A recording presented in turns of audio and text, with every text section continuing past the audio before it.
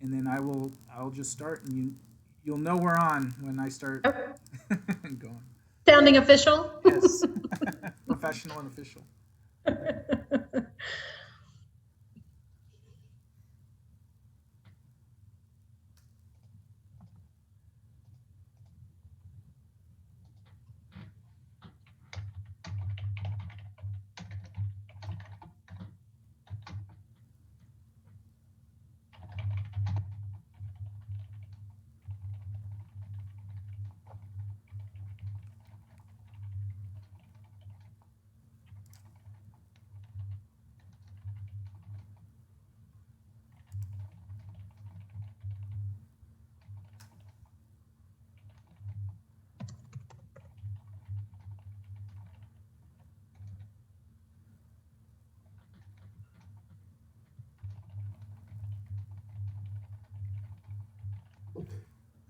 And welcome to the Mechanics Institute on this Sunday evening.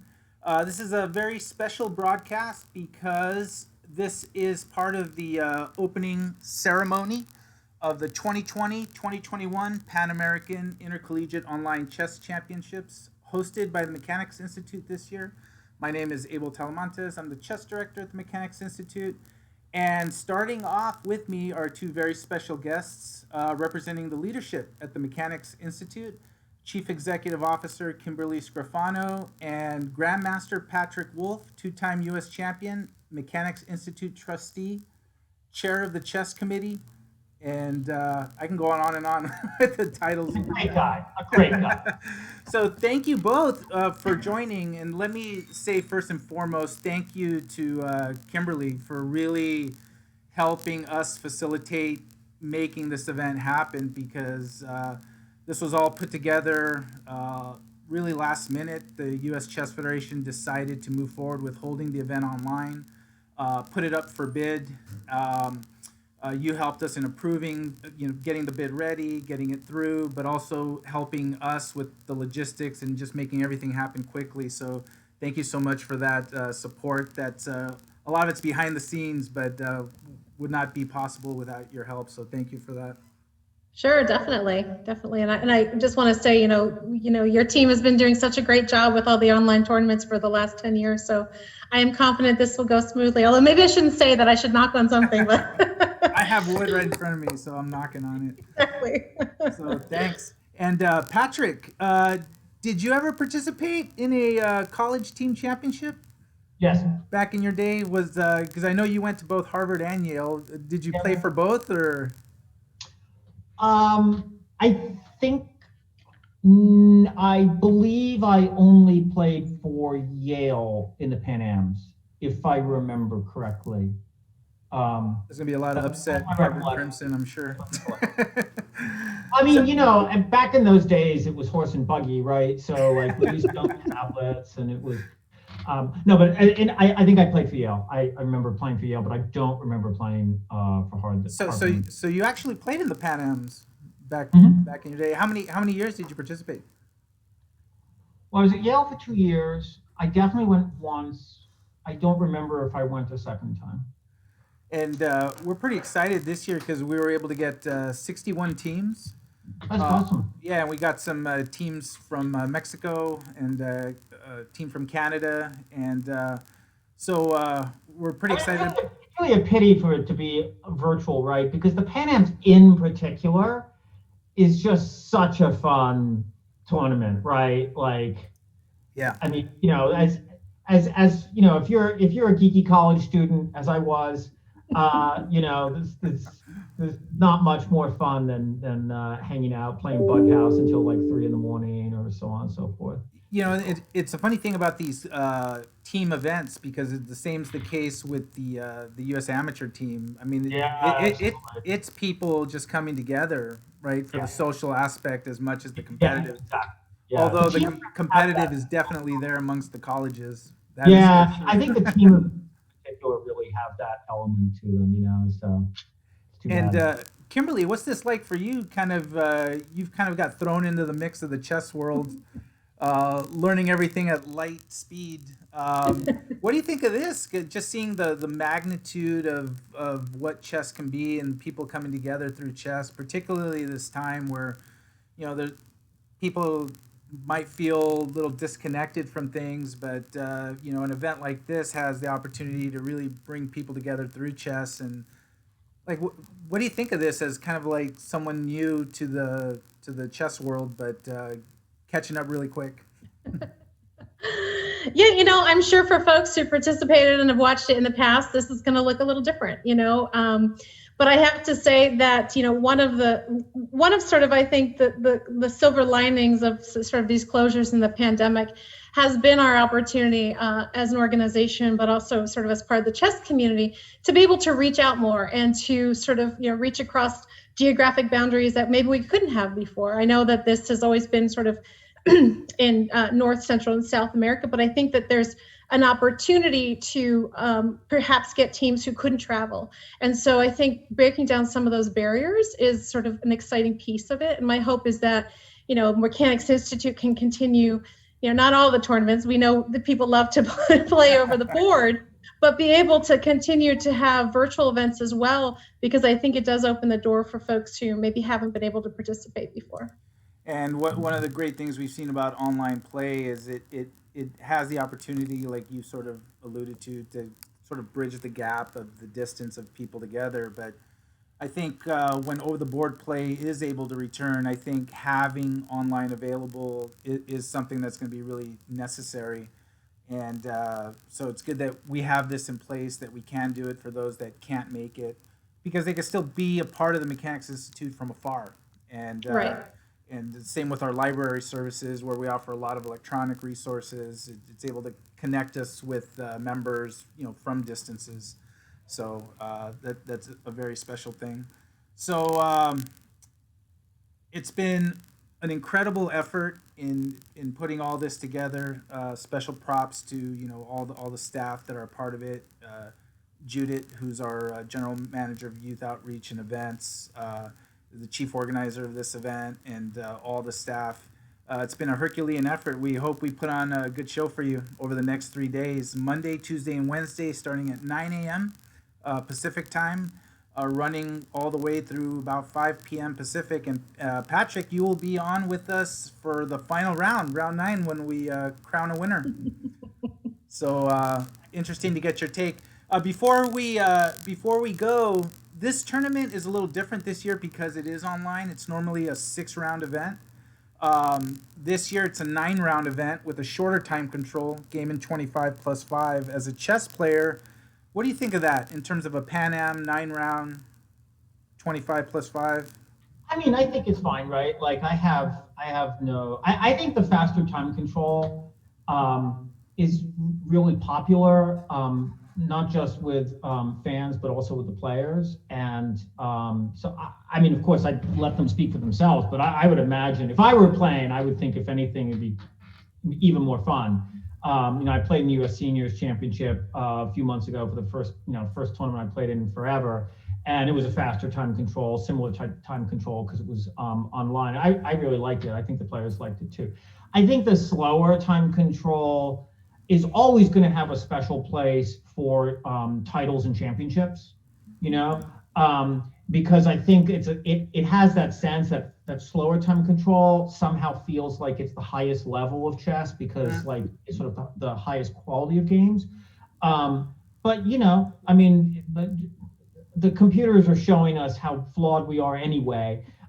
So once you embrace it, you might as well just like embrace the fact you can play more chess and have an even more dynamic sort of sporting event by having a bit of a faster time control. And as you said, fits better with the online. And final question: what are the prospects of Kimberly? You playing 1 round of online chess at the Mechanics Institute in 2021.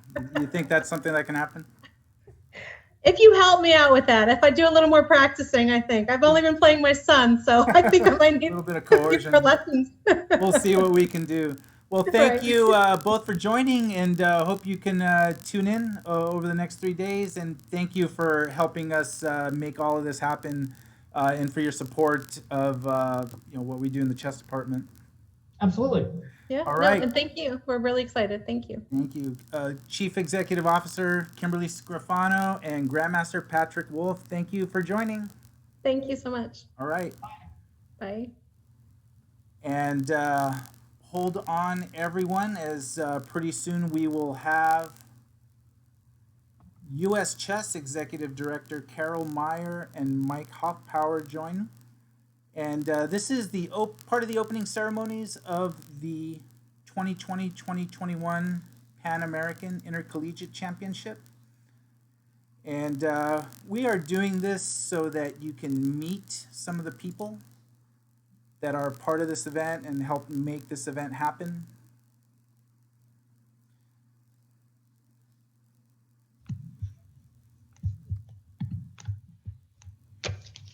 Hello, hello. Hey, Abel. Let me fix you in the universe here. That is the Twitch universe. There we go. And welcome both of you. Thanks for coming on with us. Yeah, great to be here. Thanks for having us, and Happy New Year. Oh, Happy New Year to both of you. And we're reminded today as we did the webcam check-in in the morning to make sure everyone had their camera set correctly. We're going through the college chess committee meeting, the captain's meeting, and just one of the things that I was just kind of left with is like, I can't believe we put all this together in such a short time. And just kudos to Judith and Glenn Panner and Brian Yang, people you're all very familiar with, that put this together. And I just wanted to give a special thank you to both of you because you were part of the crew that entrusted us to help run this event, and you've been always supportive of us at the Mechanics Institute. And you yourselves are going through a lot in preserving and continuing chess to happen in different ways, and getting everything ready so that it continues in 2021. Carol, do you want to talk about what that's been like in this past year?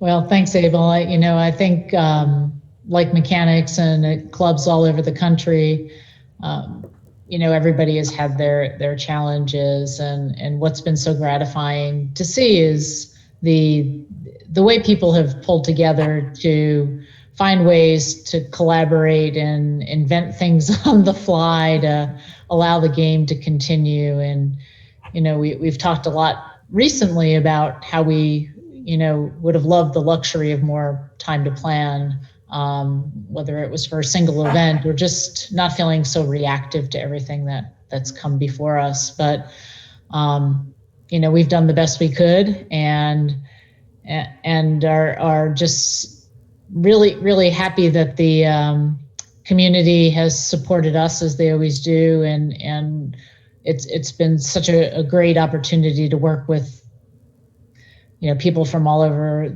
the country, as well as our U.S. chess staff team and our board and all our volunteers to sort of assimilate and synthesize information and opportunities that have been born out of necessity. Nobody predicted that 2020 was going to be the train wreck that it was, and I think we came out okay. There's a lot of chess being played. So. And Mike, one of the things that I'm very proud of, and I know Judith's very, very proud of, is that when the pandemic hit and we had the capability to try to do something and to learn new things and to keep it going and to just meet that challenge in that way where it sort of represents something in the chess world where people look to us to keep something going or to try something. And I know you've been at the front of a lot of national events and scholastic events and being a part of that and doing the online rules and has that felt like a responsibility that you have to take on, and sort of what has it been like to see what has been happening? Well, I've always been a big believer that, hesitating, you just lose opportunities. So we had no, relevant, I would say, or up to date online rules. So we just, somebody had to put something on the table for everybody to chew on, and that's what I decided to do. But it's, we're still, I would say, we're still in the learning phase of this, because we're gonna gain a lot deeper understanding of some of the intricacies of online tournament chess. FIDE is just now struggling with this whole issue themselves. They've missed the boat by almost a year, in my opinion, and we're well ahead of them. And FIDE is not in any position to have online rated play unless there's an arbiter where every player is playing from. Right. So even though they've written some draft rules that cover other possibilities, they're just not. They don't have an online. They don't have the equivalent of what we have as an online rating system to be able to accommodate players rated play. And the other thing we're learning a lot about is how to monitor fair play, because that is the number one concern of any player, parent, or coach in participating in online events is fair play. Absolutely. And at the highest levels, players understand that if they do something, inappropriate, that's their career, that's on the line.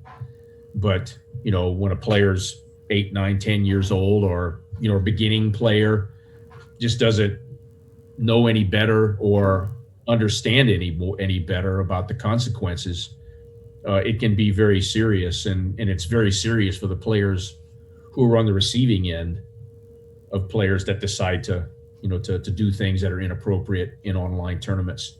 So I think we have a lot to learn there, and that's why we have the a fair play, an anti-cheating commission, if you will, or a fair play commission that we have in U.S. chess that will be taking a look at lessons learned, not just from online play, but also over the board play, so that directors and organizers can be more informed about how to attack and stay ahead of this particular problem. Something you spoke to earlier in being a part of the college chess committee meeting earlier is one thing that was good to see is I think a lot of people are a little bit forgiving, knowing that we had to do something this year. The tournament got put together. Were there things that we didn't think of that we had to deal with later? Yes, but I think it felt like they understood that, and it helps us as organizers to have that understanding from the other side too, that we're trying to do the best we can, but I think they seem to be empathetic with that, because as we know that college committee can be a very spirited bunch, especially when it comes to college chess, but I think there's a mutual understanding that we're all trying to do the right thing. Well, players want to play. That's the bottom line. So, if you provide the venue, the vast majority of them will decide to participate. Where they become disenchanted is when the venue doesn't work. And we've had a very recent experience with that at a national level, and have learned a ton of lessons from that we're plowing into, known and potential future events, and in addition, want to be able to create from that some kind of a product that can be shared with directors and organizers to share what we learned in that experience, so that other people don't, get nipped by some of the same things that we saw. And sometimes you can say, well, that was the platform, and sometimes it's just flat out the way the event was organized. And we saw a combination of both in the experience that we had. And I think Carol, as our executive director, and Boyd Reed, as our director of events, did a great job of pulling together a set of comprehensive lessons learned, not just for the executive board to consider, but also for some of our committees to consider at some point in time, about how they can plow this stuff into their way ahead. And I'm sure some of this will make its way into some kind of a set of TD tips or otherwise an update to portions of Chapter 10 that we published back in August and September. And for a lot of chess students out there, where chess coaches tell them to constantly learn from their mistakes, adults are no different. We try to learn from ours, and I know U.S. Chess, as we do, as everyone does, we take our mistakes, but try to move forward and do it better next time. And I know U.S. Chess is doing that. And just kind of thank you for navigating through all the challenges, but continuing to move forward and always trying to make something better. And Carol, the last prediction question I'll ask of you is: do you predict a brighter 2020-21? Yeah, absolutely. I'm optimistic that the rolling out of vaccines throughout the country, and the continued emphasis on social distancing and face coverings, and people being vigilant whenever possible, staying home whenever possible. At some point, we're gonna turn the corner on this thing, and I believe it'll be in 2021, and I hope it's in the first half of 2021. Well, until that time, we're kicking off the chess season tomorrow. So hopefully a positive start to 2021 for others to continue as everything goes. Carol Meyer, Mike Hoffpower, thank you for joining me, and hopefully you can join the crowd in the other main meeting, and Judah will take care of you over there. Thank you. Very good. Well, thanks for having us, and good luck this week. Thank you. Yeah, good luck in the tournament, and good luck to all the teams. Thank you very much, and we'll always take luck anytime. Carol Meyer, Executive Director of U.S. Chess, and Mike Hoffpower, President of the U.S. Chess Federation. Thank you for joining. Thank you. Take care, Abel. Thanks. And I think next up we are going to look for one of the tournament directors. I think we're going to see if we can find the chief himself. Let's see.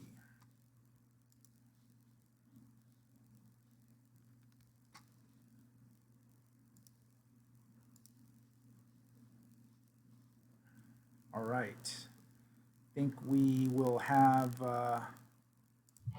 Brian Yang and Glenn Panner. Hey there. Hi, good evening. How's it going? Good. Like there hasn't been enough to do today, huh? I think we are so anxious to get going on this. We actually scheduled another meeting right after that. I'm not kidding. We did. And joining us here is Glenn Panner, who is the Chief Tournament Director of this year's championship, and Brian Yang, who is the Assistant Chief. And I'm just trying to fix your for the broadcast so that everyone knows who's who, though I think both of you need no introduction. There we go. There we go. Perfect. So welcome. So today I was trying, and the tournament starts tomorrow at 9 a.m. for a question in the Twitch chat. But Glenn, so you're the chief TD, and Brian, you're the assistant chief, but both of you are national arbiters. Both of you are distinguished tournament directors of national championship events, several big scholastic events. Glenn, you've done the Pan Am several times. What has it been like this year with the online? Because it's knuckleballs and curveballs all around. Well, it's definitely been really different. First, I want to make sure that Brian gets a lot of the credit for all that he's done, and especially he was integral in writing and editing the online rules page, the online rules chapter, which is something that we're going to be using extensively this coming week. And so it's great being able to work with Brian again, and his skills and his knowledge are going to be such a great asset to our team. I've had an interesting year too with this, and I'm looking forward to doing my first online Pan Ams. And it's a great way to start off 2021, that's for sure. And Brian, you've worked with Judith a lot on a lot of events, but you've done several national championship events, big events, and you seem to have the rules by the book, because whenever there was a rule question, you were the first one to have it ready to go. Yeah. So I tend to prepare for the tournaments by basically reading the rule book, just so I get on top of everything, so I can point to exactly the rule I'm referring to. So it's just like my style of tournament preparation. So he even cunningly has posted the rules book right over his shoulder in clear view, so everyone can see that he has it right already. So if he makes Exactly. a ruling, they're like, well, I'm not going to waste my time challenging it because he's got the book right there. He must know it. Exactly. And I'm still old school in terms of, I mean, this is a young face, but I still like the book because you can, go through the pages and there's some muscle memory to that. I know the rules are now online, but, still having a rule book, a physical rule book is always nice to have. So. And one of the things I've been touting, I've been proud of is, I really think we have sort of an all-star cast of directors and organizers. Judith's amazing. I mean, I've worked with her for about 7 years already, so very familiar with her. And having you two on board, but then also, John McCumsky, who we've worked for several years, and he's just got the Swissys, the tournament computer down, and several of the other TDs like Martha Underwood. It's just exciting to have just top people on a lot of levels, navigating through all the pitfalls that could be the Pan Am. But I think we're ready to roll, especially after today with all the camera checks and rules and the questions, and I'm pretty excited. What's Glenn? Since you've done, how many have you done? Have you worked Pan Ams, Brian? I think this is my fourth Pan Ams. Will be my first Pan Am. So. First Pan Am, yeah. And I've done over a dozen U.S. amateur teams, which are also a national championship that has a very, very similar format. And what have you seen in terms, because usually the Amateur West, aside from a competitive tournament, it's a real social gathering. I mean, friends get together. Oftentimes it's when they get together the one time out of the year where everyone comes together. So it's kind of like a really fun thing. And but the Pan Am is sort of you get together, but it's it has that college rivalry feel as well, especially amongst the bigger chess teams. Do you feel that same energy in the online version as the live, at least thus far? Not yet, but there's still time to develop it. It's something that I think we all miss over the board chess. And when you look at it, and like you said with the US Amateur Team West, the North is the same, and it's why the East is so popular. And the Pan Ams share that as well, this camaraderie that you're playing side by side with your friends. And I think that people are going to take what they can get, and I really think that we're going to see, we might not be front and center and able to see the enjoyment and of playing with someone on your team that you care about, but I think it'll be there in the background. And I know this has been a long day, and I know there's a lot going on in the other main room, so I'm going to let you both go. But before I do, we're going to start the event tomorrow, but just it's been a pleasure and an honor to kind of meet you and work with you, because I see how detail oriented and the professionalism, and I'm learning a lot from watching you guys. So I hope this is the first of other collaborations we can all do together, and just thank you for being a part of this experience. Thank you for having us on board, and I hope that we can make the event proud for you.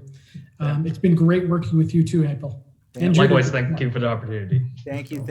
And Glenn Panner, Chief Tournament Director, Brian Yang, Assistant Chief, the tops of the tournament directors that we have in the country right here with us this weekend for the Pan Ams. Thank you both. Right, and see you in the morning. In the morning. All right. Thank you. All right. That represents some of the top staff that we have with us, and we're going to have one more guest come on, a very special guest.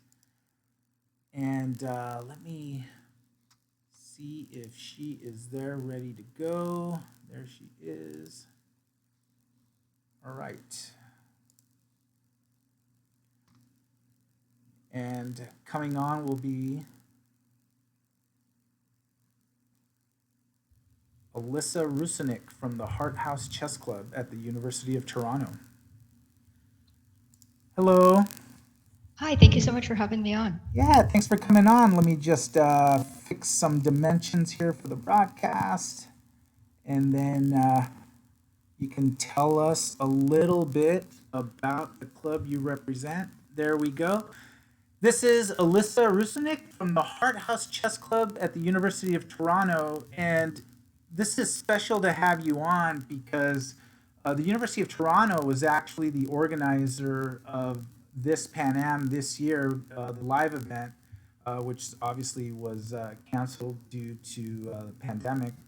And it would have been a special event, particularly for the University of Toronto, because this year, I believe it was this year, right, marks 125 years that the chess club has been going on, which means a lot to us, especially at the Mechanics Institute in terms of history. But thank you for coming on, and tell us a little bit about yourself and about the Hart House Chess Club. So I have the great honor of being this year's president of the Hart House Chess Club. And as you mentioned, 2020 was a really special year for us, notwithstanding everything that happened in 2020. Our club turned 125 years old, which makes it the oldest chess club in Canada, which is quite a legacy to have. And our host institution, Hart House, which is the center of student life at the University of Toronto, turned 100 years old that year. So we were hoping to celebrate and commemorate a lot of different anniversaries. Unfortunately, due to COVID, these plans, among many others, were foiled. So we're very grateful that your organizing team stepped up and put together this amazing online event. And so while unfortunately we cannot celebrate our anniversary this year with everything that happens and with this large in-person tournament that we were hoping to have, we're still very hopeful to be able to put together something. And one day when all of these restrictions are lifted, and when we do, we hope that everyone will be able to join us for an in-person game at the university. So at Hart House, the chess club in particular, does the chess club have a particular area within that building, or is it part of the larger student activities, student life? Mm-hmm. So we do have our special room that we take over every week called the reading room. It's a nice place with a really nice atmosphere. There's these long tables that people sit at, but there's also a lot of couches and things just for people to sort of socialize. These large windows, it's fireplace, pretty room, nice. and that sort of speaks to the kind of community we have at Hart House Chess Club. It's a lot of people come just for the experience of sort of talking to people who also like the game. And then for our larger tournaments, we take over this massive great hall, which is always a fantastic space. Hart House itself is sort of this building that has a somewhat Gothic atmosphere to it, so it's nice. There's a lot of history layered there, and so to be a part of that with a really old game in a really old club is always something that's very special, and it sort of allows a lot of very different people to come and find a home at the chess club. It sounds intriguing with the architecture and the and the layout.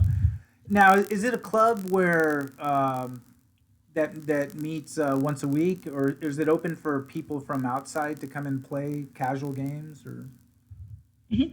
So we have weekly meetings, and normally those meetings in an in-person environment are around 7 hours long, which means that people come on a drop-in basis every Friday. So whenever people are sort of done with their classes or they have some time, they will come, they'll meet their friends. Sometimes they'll leave and they'll come back.